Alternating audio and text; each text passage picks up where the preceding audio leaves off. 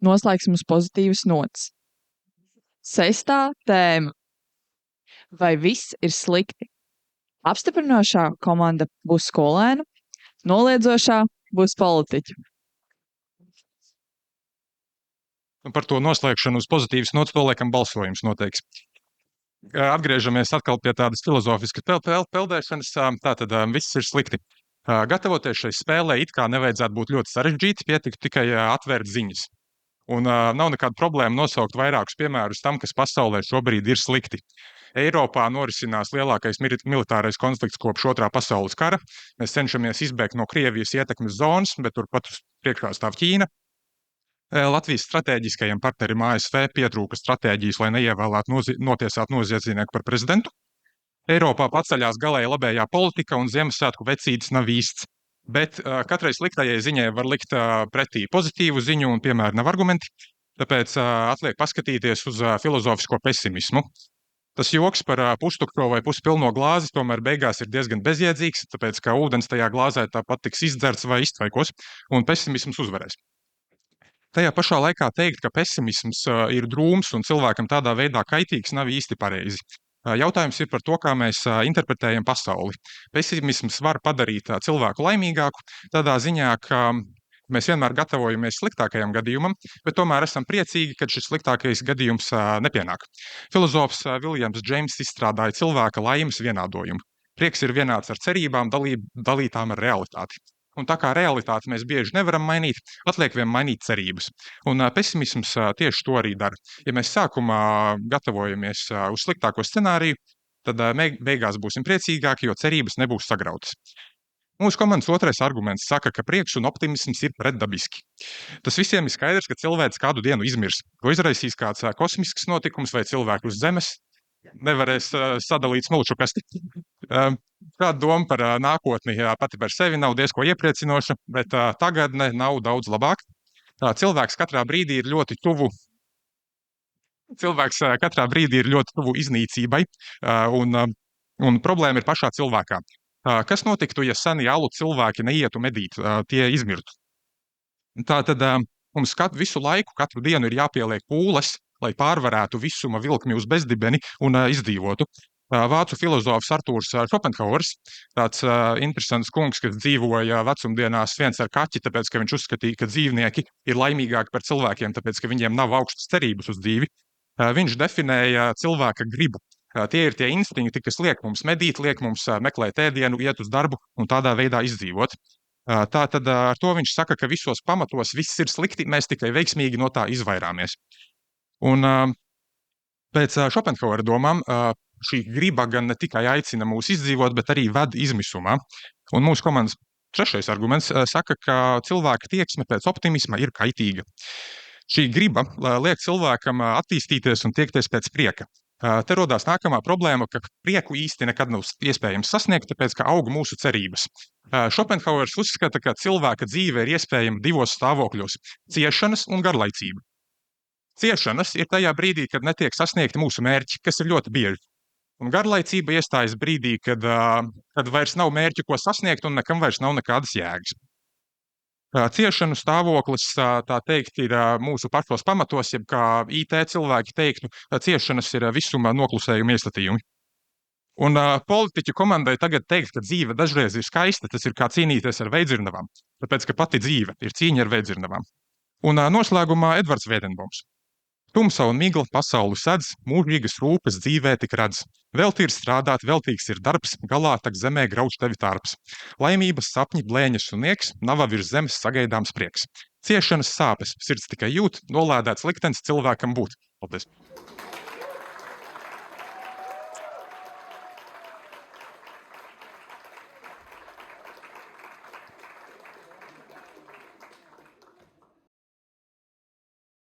Labdien vēlreiz. Man ir viena problēma. Tad, kad politiķi runā, cilvēki viņiem netic. Bet šoreiz man vajag, lai jūs man noticat. Jo pavisam noteikti viss nav tik slikti, kā varbūt dažbrīd varētu šķist. Manā burbulī tagad aktuāli ir ārpolitika un to, kas notiek Amerikā. Un Donalds Trumps saka, ka Amerikā esot sācies zelta laikmets. Kā tad ir ar Latviju un kad ir mūsu zelta laikmets, kad ir mūsu tautas zelta laikmets? Maza statistika. 1924. gadā, tas ir brīdi pirms Ulmaņa laikiem un brīdi pēc tam, kad Latvija beidzot ir kļuvusi neatkarīga, sagaidāmais mūža ilgums Latvijā bija 53,1 gads. 1974. gadā vidējais sagaidāmais mūža ilgums bija 69,4 gadi. Un pagājušajā gadā Latvijā vidējais sagaidāmais mūža ilgums bija 75,5 gadi. Minimālā alga. Es sāku strādāt algotu darbu pirms rupi 10 gadiem. Pirms 10 gadiem minimālā alga bija 320 eiro. Pirms 5 gadiem minimālā alga bija 430 eiro, bet šogad minimālā alga ir 720 eiro. Vidējā alga pirms 10 gadiem bija 772 eiro. Pirms 5 - 1083 un šogad 1703 eiro. Pie tam pagājušajā gadā tieši pedagogu alga ir pieaugusi par 20%. Pareizi, jo tā ir atslēga tam, lai lietas kļūtu labākas. Mums ir jākļūst gudrākiem, un jo mēs būsim gudrāki, jo visi man iepriekš minētie rādītāji pieaugs vēl straujāk. Bet te ir problēma. Jo ja mēs mēram labklājību naudā, tad iznākums ir viens, bet ja mēs mēram labklājību laimē, jo galu galā svarīgākais droši vien ir, kā mēs jūtamies, vai ne? Ne tas, cik tev ir maciņā. Pareizi. Un te ir problēma. Zinātniski pierādīts, ka jo mēs esam gudrāki, jo grūtāk ir būt laimīgam. Bet te atkal ir labā ziņa. Klausoties žēlabainās runas par to, cik viss ir slikti, jo cilvēki realistiski novērtē situāciju, nozīmē, ka mēs esam kļuvuši gudrāki kā nācija. Un es domāju, ka tas ir arī labs solis uz priekšu, jo patiesībā tikai apzinoties grūtības un tikai ejot cauri izaicinājumiem, mēs kļūstam labāki, drosmīgāki un spēcīgāki. Un noslēgumā kā odziņa tam, ka viss nav slikti. Jā, mēs esam gudri, jā, mēs dzīvojam labāk kā jebkad iepriekš, bet kā mēs kļūsim laimīgāki?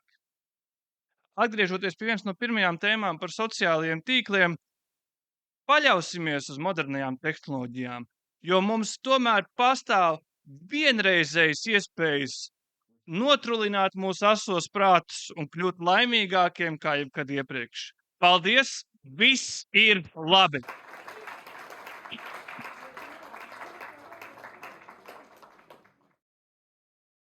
Cienījamie klausītāji un oponenti, esmu otrās proporcijas runātājs, un mūsu komandas rezolūcija ir viss ir slikti. Vispirms pievērsīšos oponentu argumentu atspēkošanai. Mūsu oponenti teica daudz ko, bet bija skaisti piemēri.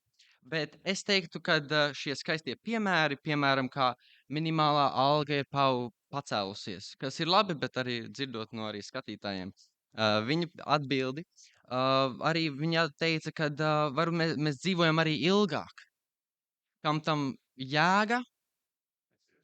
Es nezinu, bet ciešam ilgāk laikam.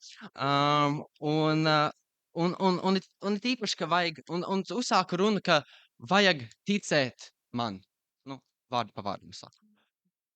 Bet es pirmkārt saku, ka mēs pirmkārt sakam, ka šie dotie piemēri nav doti argumenti. Tie ir tikai piemēri. Ja mēs naivi ticēsim un tikai skatīsimies uz šiem piemēriem, tad mēs neredzam pasauli objektīvi. Tātad mēs piedāvājam noslēdzošo argumentu: cilvēce sevi ved uz iznīcību. Pasaules kodolzinātnieku koncīlijs šī gada janvārī pavirzīja uz priekšu apokalipses pulksteni. Šis pulkstenis rāda metaforiski, cik daudz laiks mums ir palicis, līdz cilvēks iznīcina sevi. Šobrīd tās ir 89 sekundes līdz apokalipsei. Un kopš augstā kara beigām šis skaitlis ir tikai samazinājies.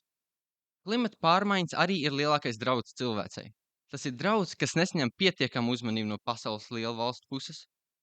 1994. gadā bija izstrādāts pirmais starptautiskais līgums, lai ierobežotu siltumnīcas efekta gāzu emisijas un novērstu klimata pārmaiņas.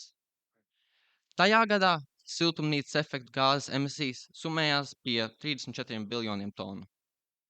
Šodien mums ir 51 biljons tonnas emisijas. 50% paaugstinājums no laika, kad tika nolemts novērst klimata pārmaiņas, ir bezspēcīgi. Šis ir bezjēdzīgi. Tātad ir acīm redzams, ka cilvēce sev noved uz iznīcību. Es ceru, ka mūsu pēdējais pasākuma runātājs jums varbūt iepriecinās, bet realitāte ir realitāte. Paldies!